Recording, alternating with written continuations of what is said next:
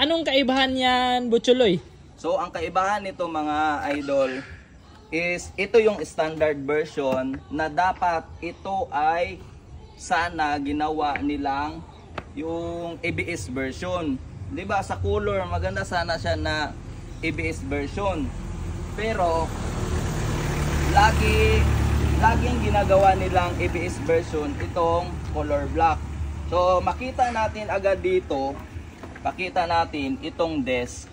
'Di ba malaki no? So malaki siya guys. Tapos double pot na siya. I-compare natin dito sa standard version ay single lang. Tapos mas maliit yung desk niya. Tapos dito naman parehas lang sila. Merong pavi ganyan no. Tapos dito. So kung lalapitan natin ito, itong ABS version, dito lang makita natin no, ABS.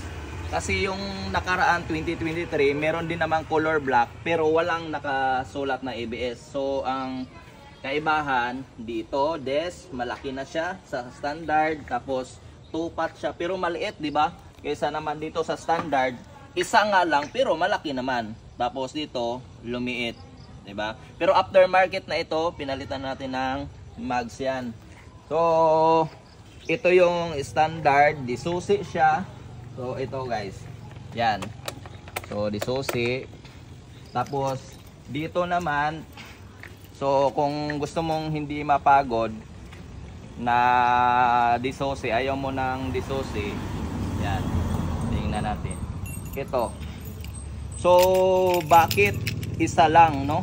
Yun din yung ano ko sa Yamaha brand, isa lang yung remote nila, no? Pag nawala mo, so mamroblema ka na. So dito naman sa disusi, di ka mamroblema kasi dalawang susi.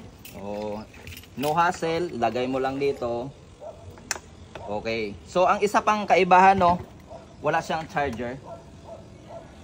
So dito meron na. So pag babiyahe ka, magdala ka lang ng charger na para pang charge. So okay na. So far dito ay parehas lang ba? Yes, parehas lang. So ABS lang to, ito hindi. So yun lang. Kunti lang ang halos kaibahan. So